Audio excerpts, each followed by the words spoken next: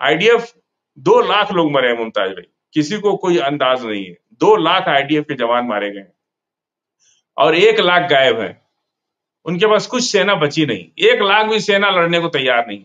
उनके पास 3-4 लाख सेना, 4 लाख सेना थी, जिसमें 80,000 या 1 लाख परमानेंट सोल्जर से, बाकी रिजर्व सैनिक थे। कुछ तो भाग गए, कुछ तो देश छोड़ के भाग गए, कुछ लाई से भाग गए, कुछ मारे गए, कुछ पोस्ट छोड़ के भाग गए। उनका अंजाम कोई कानून नहीं, जनता उनका फैसला करेगी।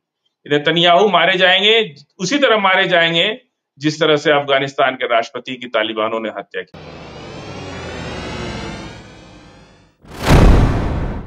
आदाब, मैं हूं मुमताज आलम रिजवी और मैं बात करूंगा इजराइल की। जी हाँ, इजराइल की जो फौज है वो गाजा में फंस गई, इसी तरीके से वो लेबनान में भी फंसी और अब सीरिया में फंस गई। और एक बहुत बड़ा दावा हमारे एक्सपर्ट जो फजील अहमद है, पॉलिटिकल एनालिस्ट, उन्होंने कहा है कि अब तक तकरीबन 2 लाख से ज्यादा वो इजरायली फौज के लोग मारे जा चुके हैं, भाग गए हैं, गायब हो गए हैं, कहां गए कुछ पता नहीं। उन्होंने ये बड़ा दावा किया और बात यह है कि इजराइल भी कोई इस पर जवाब नहीं दे रही।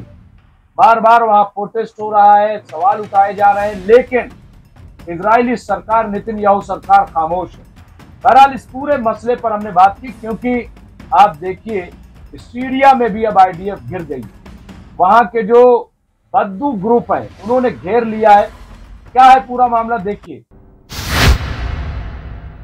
एक तो ये कि शान हैदर रिजवी साहब ने कहा है कि तकरीबन 50,000 आईडीएफ अब तक मारे जा चुके हैं, जो सैनिक है 50,000, और वो रिपोर्ट नहीं आ रही जैसे कि आप बता रहे हैं, ये भी कहीं से वो करके आए हैं। इसके अलावा एक बात और सही साबित हुई, फरीद साहब ने इससे पहले शायद कहा था, मुझे याद आ रहा है, जयदीप साहब ने एक चीज लिखा है कि खामनेई साहब के सलाहकार अली लारीजानी आज मॉस्को के कारमलिन में पुतिन से मिले हैं, जहां पर मिडिल ईस्ट की स्थिति और न्यूक्लियर प्रोग्राम पर काफी बातचीत हुई है।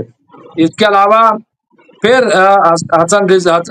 ये शान हैदर रिजवी साहब लिखा है, तो खबर ये भी है कि ईरान का न्यूक्लियर बम उत्तर कोरिया में बन रहा है।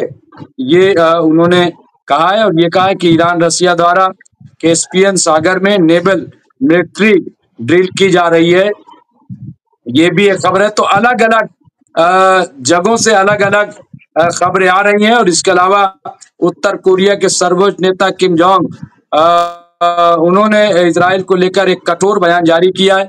उन्होंने कहा है कि इजराइल कोई देश नहीं है, बल्कि ये वाशिंगटन द्वारा समर्थित आतंकवाद की एक साजिश है। इसके अलावा इसकी कोई हैसियत नहीं, कोई ये मुल्क नहीं है, ये किम जोंग ने कहा है। तो बहरहाल ये तमाम जो बातें फलील अहमद साहब आई हैं, खास तौर से इजराइल क्यों छिपा रहा है, क्यों नहीं बता रहा है उसके लोग कितने मारे गए, कौन सा डर है, और क्यों आज अलग अलग वीडियोस फैलाए गए। एक वीडियो तो ऐसा फैलाया गया कि जैसे गाजा में झंडा गड़ गया हो इजराइल का, मतलब खुशियां मनाने। क्या ये जो नेतन्याहू की सरकार गिर रही है, या नेतन्याहू के खिलाफ जो प्रोटेस्ट हो रहा है जिस तरीके का, क्या उससे भटकाने के लिए या मैसेज देने के लिए कि हम तो कामयाब हो रहे हैं, क्यों हमारे पीछे पड़े हो? जी फजील साहब। देखिए, सबसे बड़ी बात यह होती है कि इकबाल, मैं कई बार बोल चुका हूं कि इजराइल अपने खोए हुए इकबाल की तलाश कर रहा है। वो कहां से मिल जाए उसको। वो बार बार फिलिस्तीन और गजा पे हमला करना। नेतन्याहू की सरकार तो अल्पमत में आ चुकी है, उसके एलायंस लोग उसका समर्थन वापस ले लिए हैं, किसी दिन भी वो जा सकते हैं। दूसरी बात यह है कि नेतन्याहू ने जो एडवोकेट ने केस उन पर पीआईएल फाइल किया था, जिसके चलते उनको जेल जाने की नौबत आ रही है, उनको जान से मारने की धमकी दी गई। इसको लेके फ्रांस ने कई बार और ब्राजील ने और कई यूरोपीय देशों ने मिल करके कहा है कि हम इनको अरेस्ट करेंगे, इनके ऊपर खिलाफ युद्ध अपराधी है ये। तीसरी बात कि देश में, मिडल ईस्ट में इस कदर की बेचैनी है कि बादशाह जो है वो इजराइल के साथ, अवाम फिलिस्तीन के साथ। ये जो बेचैनी है और वेस्टर्न मीडिया के, देखिए इन लोगों के पास कुछ है नहीं, ना अमेरिका के पास है ना इजराइल के पास है, केवल इनके पास है तो वेस्टर्न मीडिया का भोपू है जो बचता रहता है, वही इनको जिताता हराता रहता है। ये तो सोशल मीडिया का जमाना है, इसलिए सब बातें हम लोग तक कर रहे हैं, और हम लोग भी जो बातें बोल रहे हैं वो सोशल मीडिया की वजह से बोल रहे हैं। नहीं तो सोशल मीडिया नहीं होता तो ये तो अब तक फिलिस्तीन को खत्म कर चुके होते। जिस तरह से वो गल्फ वार तक की फोटो और वीडियोस निकाल करके इन्होंने दिखाया है फिलिस्तीन के लड़ाई में, इतना पायरेटेड, इतना प्लांटेड स्टोरी चलाना मीडिया का, तो इन लोगों ने बिल्कुल इकबाल, मीडिया का भी इकबाल खत्म कर दिया है। मीडिया तो ऐसा लग रहा है जैसे किसी की भोपू हो गई है। वो पता नहीं क्या कारण है, दुनिया भर को जो मीडिया सबको नंबर बताती है, वो खुद उसकी मीडिया का ये हाल हो गया है। अब सीरिया देखिए, अल जुलानी को मारने का पूरा प्लान बन गया था, लेकिन अल जुलानी समय रहते हुए टर्की निकल गए। अब देखिए अब सीरिया में कोई खबर नहीं आ रही है, अब सब कुछ शांत हो गया। अगर 1-2 दिन और रुके होते जुलानी तो शायद उनको भी गद्दाफी की तरह हलाक कर दिया गया होता। आखिर क्यों जुलानी के पीछे ये लोग, ये तो उन्हीं के आदमी थे, जुलानी तो अमेरिका और इजराइल के ही आदमी थे। फिर सीरिया को, अब देखिए कोई सीरिया से खबर नहीं आ रही है, सीरिया में क्या हो रहा है, कैसे हो रहा है, कुछ सब शांत हो गया। न तो वहां कोई गृह युद्ध जैसे माहौल बने थे, कुछ नहीं है। ईरान की एक धमकी, ईरान ने सिर्फ इतना कह दिया कि हम खामोश नहीं बैठेंगे, और सब चुप हो गए। ये मिडिल ईस्ट की ताकत है, ये इस्लामिक वर्ल्ड का परचम ईरान ने फहरा दिया। पूरी दुनिया के इस्लामिक वर्ल्ड का जो चेहरा शर्म से झुक गया था अपने बादशाहों की वजह से, वो ईरान ने उसका सर उठा दिया, फक्र से, गर्व से सर उठ गया। और आज अमेरिका और इजराइल किसी से डर रहा है तो सिर्फ ईरान से डर रहा है। आज पूरी दुनिया ईरान के साथ खड़ी है, पूरी दुनिया खड़ी है ईरान के साथ, और परमाणु बम तो अब बन के रहेगा। ये बात तो खामेनी साहब ने भी कह दिया, और कहां बन रहा है ये तो वही जाने, बना करके क्या होगा ये भी वही जाने।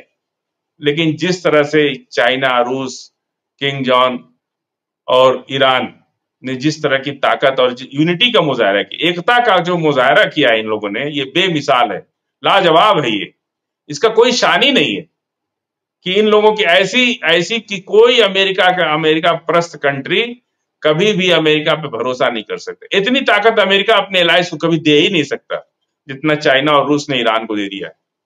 ये दोस्ती होती है, इसको दोस्ती कहते हैं। वो नहीं है कि साथ में हाथ मिला रहे और पीठ में छुरा मार रहे। कभी भी अमेरिका के साथ रहने वाला कोई कंट्री, चाहे अरब हो, जॉर्डन हो, मिस्र हो, इजिप्ट हो, या और भी जितनी अरब कंट्रियां हैं, कोई भी अपने वजूद को नहीं बचा सकी और आज खड़े होकर, सीना तान के खड़े होकर अपनी बात नहीं कर सकते। लेकिन ये चाइना, रूस, किंग जॉन, ये लोग जो दोस्ती निभाते हैं वो बेमिसाल है। ये इन्होंने दुनिया का भरोसा जीत लिया, ईरान का साथ दे करके पूरे दुनिया का भरोसा इन लोगों ने जीत लिया। आज चाइना, रूस, ईरान और ये चतुर्वेदी, जैसा फिरोज भाई बोलते हैं ना चतुर्वेदी, ये चतुर्वेदी जो है पूरी दुनिया पर कब्जा कर लेंगे। आने वाला वक्त इसी चतुर्वेदियों का है। अब पश्चिम से नहीं, अब पूरब से हवा बहेगी। अब दुनिया पश्चिम से नहीं चलेगी, अब पूरब से चलेगी। ये है, और नेतन्याहू अपने अंतिम दौर में है। उनका अंजाम वही होना है जो अफगानिस्तान में उनके तालिबानों ने किया, उनके राष्ट्रपति का। कभी भी कातिल बच नहीं सकता, कत्ल करने वाला कभी कातिल और बातिल बच नहीं सकता। एक दिन आएगा, इजराइल के लोग नेतन्याहू को मारेंगे, और इजराइल के लोग ही नेतन्याहू का अंत करेंगे। क्योंकि इजराइल के मासूम बच्चों को, जो उन्होंने आईडीएफ के नए जवानों को ले आकर के मरवा दिया गया के अंदर, उनके माँ बाप नहीं है या उनके रिश्तेदार नहीं है। आईडीएफ 2 लाख लोग मरे हैं मुमताज भाई, किसी को कोई अंदाज नहीं है। 2 लाख आईडीएफ के जवान मारे गए और 1 लाख गायब है। उनके पास कुछ सेना बची नहीं, 1 लाख भी सेना लड़ने को तैयार नहीं। उनके पास 3-4 लाख सेना, 4 लाख सेना थी, जिसमें 80,000 या 1 लाख परमानेंट सोल्जर से, बाकी रिजर्व सैनिक थे। कुछ तो भाग गए, कुछ तो देश छोड़ के भाग गए, कुछ लाई से भाग गए, कुछ मारे गए, कुछ पोस्ट छोड़ के भाग गए। अब कहां ताकत बची है? एक जॉर्डन जो है, जॉर्डन ने भी देखिए सीरिया के मामले में अपने लड़ाकों को भेज दिया। जॉर्डन से भी सेना चली गई सीरिया। ऐसा नहीं है, एक बारूद में सिर्फ चिंगारी लगाने की जरूरत है। ईरान ने वो करके दिखाया, अब सोए हुए को भी जागना पड़ेगा। अब नहीं सो सकते, आंखें बंद करके सपने नहीं देख सकते, अब हकीकत में आना पड़ेगा। जो काम ईरान ने कर दिया, अब मासूम फिलिस्तीन के बच्चों की जो है नेतन्याहू मारा जाएगा, बहुत बुरी मौत मरेगा। और हिटलर और मुसोलिनी के बाद तीसरा नंबर नेतन्याहू को होगा। पूरी दुनिया मिलकर मार डालेगी उनको। उनका अंजाम कोई कानून नहीं, जनता उनका फैसला करेगी। नेतन्याहू मारे जाएंगे, उसी तरह मारे जाएंगे जिस तरह से अफगानिस्तान के राष्ट्रपति की तालिबानों ने हत्या की थी, और जनता के द्वारा मारे जाएंगे, इजरायली यहूदियों के द्वारा मारे जाएंगे। अगर वहां से नहीं मारे गए तो पूरी दुनिया के मुसलमान तेल अवीव में घुस के फिलिस्तीन का झंडा फहराएंगे। अभी वो लड़ाई होनी बाकी है, अभी अंतिम लड़ाई नहीं हुई है। एक लड़ाई और होगी अस्थायी शांति के लिए, अस्थायी लड़ाई होगी जिसमें फिलिस्तीन का झंडा इजराइल पर फहराया जाएगा। बिना फिलिस्तीन का झंडा इजराइल पर तेल अवीव पर फहराए इस मसले का हल हो ही नहीं सकता है। चाहे उसके लिए जितनी भी कुर्बानी देनी पड़े, जिसको जिसको भी देनी पड़े वो देगा, और आने वाली नस्लों के लिए कोई ऐसी चुनौती न बचे जिससे आने वाली नस्लों जलील हो और उनका शर्म सर से झुक जाए। जी मुमताज। तो सुना आपने, ये थे हमारे पॉलिटिकल एनालिस्ट फजील अहमद साहब जिनसे हम बातचीत कर रहे थे और जानने की कोशिश कर रहे थे कि आखिर क्या सूरत हाल है, वो आपने सुना। तो इस तरह की खबरों के लिए देखते रहिए एमएमसी न्यूज इंडिया। बहुत बहुत शुक्रिया।